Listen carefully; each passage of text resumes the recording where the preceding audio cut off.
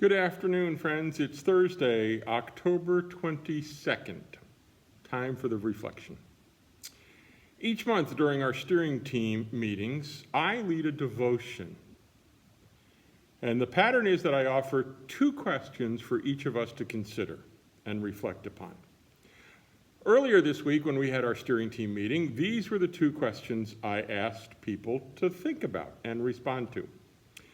One was, tell about a time that you were resourceful, or tell about a time when you bought something you didn't need.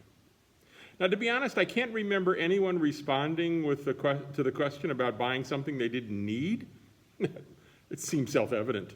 I know I wouldn't want to offer anybody a time when I bought something I didn't need. But those two leading questions were tied to a portion of Paul's letter to the Philippians. Now, Paul is writing that letter while he's in prison, and he's writing basically a thank you note to the Philippians, thanking them for the financial contribution they have given to him while in prison. These were the words that I focused on. For I have learned to be content with whatever I have. I know what it is to have little, and I know what it is to have plenty. In any and all circumstances, I have learned the secret of being well fed and of going hungry, of having plenty and of being in need. I can do all things through him who strengthens me. The next part of the devotion time is to ask us to think about what those words mean. So I asked, what are some of the resources that we are using that are enabling us to do ministry during this pandemic time? I was really thrilled to hear what our leaders said and saw as resources. Let me read a few of them to you now. The internet for streaming live our worship time. Zoom for our team meetings and small group gatherings. Our parking lot worship time. The imagination we have shown in adopting to a new unwanted environment. Email and snail mail. Music, the leadership of the steering team, having the worship team in church during the worship time, the church being open during the week so people can come to drop off stuff, pick stuff up, or talk, our many volunteers. And Laura Barton got a shout out for the children's time each Sunday morning. When I asked the next question, which was, what resources are we lacking? There was silence on the other end of the Zoom participants. Finally, someone offered the lack of opportunity to have face-to-face advertising about the ministry we accomplish. Then there was more silence. And the one resource that we wish we all had, knowing the end date of this pandemic. Now, I was encouraged, and still am encouraged, that our leaders didn't go to the dark side and say that we don't have enough money to do the ministry we're called to do. Way to go, steering team. Truth is that we have our offering envelope money seems close to normal. Those of you who are envelope-carrying members have kept up the giving. Thank you for that. Where, of course, we are lagging behind on the income tally is all of that loose offering that we expect, money that comes from guests who come to worship, which we haven't had since March. Also, the special fundraising income that we use to underwrite some of the ministry is obviously not there. Our annual events like the Rhythm Method 4 concert, the Pumpkin Patch, Harvest Fest dinner and auction, Shy dinner and auction, have all been canceled for this year. The loss is felt in so many ways. Yes, there is an income loss, but there's also a personal loss. We miss those gatherings. I know that I miss not hearing Chris, Rob, Keith, and Kaylee sing and entertain us. I also miss the music rendition of The Great Pumpkin, which would be happening this weekend next, but not going on with no pumpkin patch. I know that there will be an emptiness come that first weekend in November when there is no Harvest Fest and good German food. I certainly know that I felt the loss of a wonderful steak and baked potato dinner with cheesecake and salad that our high schoolers would have served back in the springtime.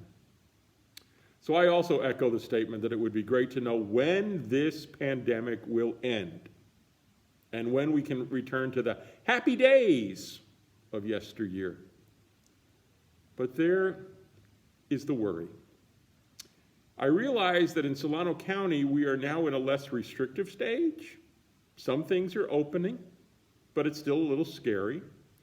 I know that some churches have resumed worship, and some people have now been diagnosed with COVID-19. It's just hard.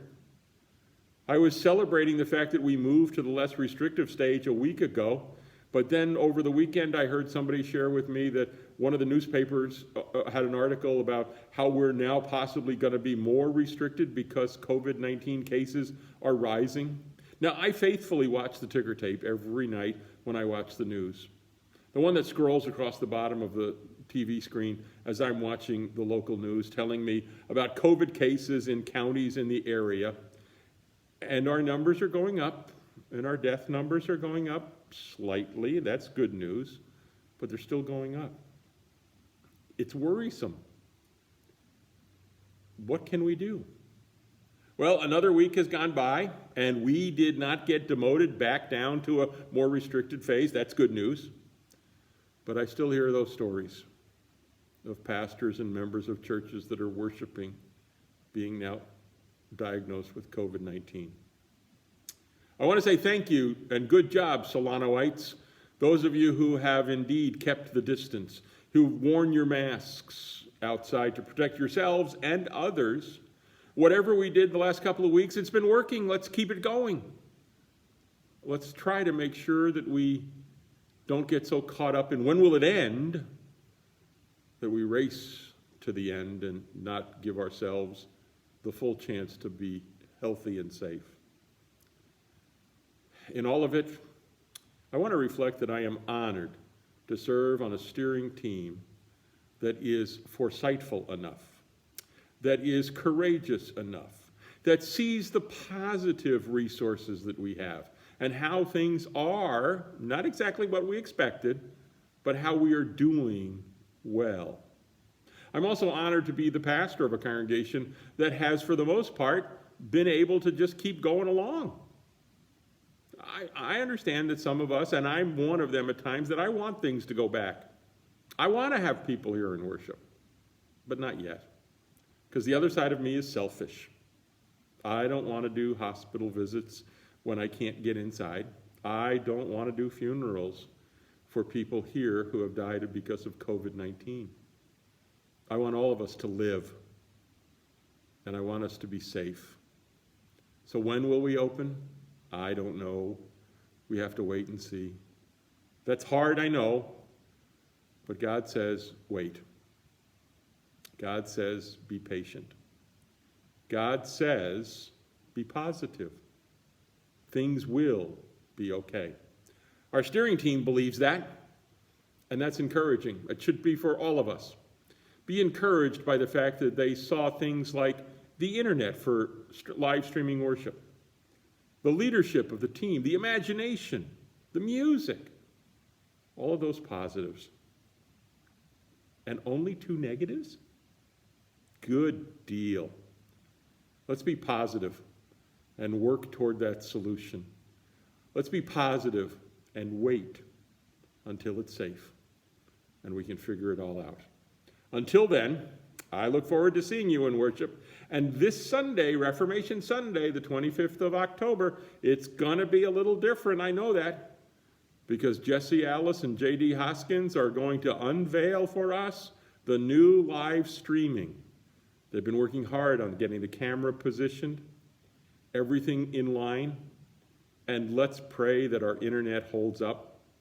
We had issues last week, and it was kind of fun to watch Joan and Kevin race back to the iPad and iPhone so that we could broadcast worship. But it will be broadcasted on Sunday, and I'm hoping that even on the YouTube live stream, you'll be able to tune in at 9:30. So until then, please, wear your mask when you go outside, when you cannot be more than 6 feet apart, when you are with others, wear it for your health and their health. When you're with your family, of course, huddle up close, love one another. Wash those hands 20 seconds at a time, couple, 3, 4 times a day. And of course, hand lotion is important. And Sergeant Esterhaus dismissed me all by myself this morning from the house because retired Joan is down in San Jose. And Sergeant Esterhaus said, be safe out there.